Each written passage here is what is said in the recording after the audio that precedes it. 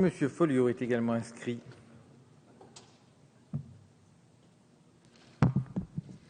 Oui, Monsieur le Président, Monsieur le Ministre, mes chers collègues.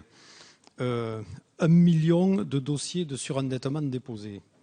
65% de personnes seules, donc 35% de personnes divorcées. 80% des surendettés sont locataires. 80% des personnes vivent avec moins de 2 000 euros par mois. Un quart de ces mêmes personnes sont au chômage. Un quart sont en invalidité ou en congé maladie. Et la proportion de seniors surendettés a doublé depuis 10 ans. Il est indispensable de responsabiliser les prêteurs et les organismes de crédit. L'UDI est à l'origine de cette demande depuis de nombreuses années.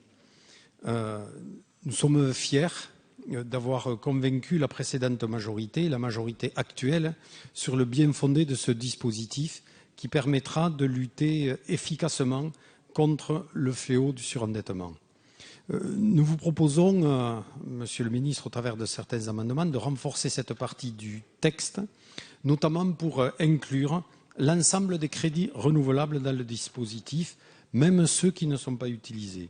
Ainsi, les établissements bancaires devront déclarer aussi au registre national donc des crédits aux particuliers le montant des crédits renouvelables détenus par les emprunteurs et qu'ils sont susceptibles d'utiliser.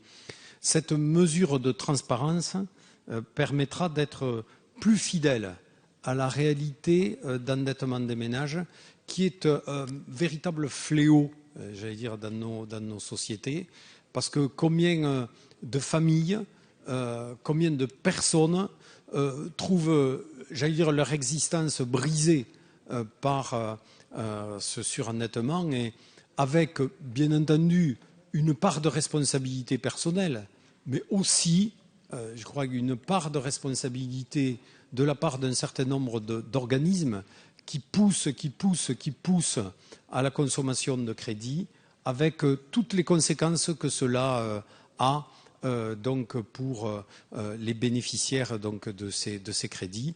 Et donc, dans ce cadre-là, je crois qu'il y a une avancée, Monsieur le Ministre, éminemment positive au niveau de ce texte.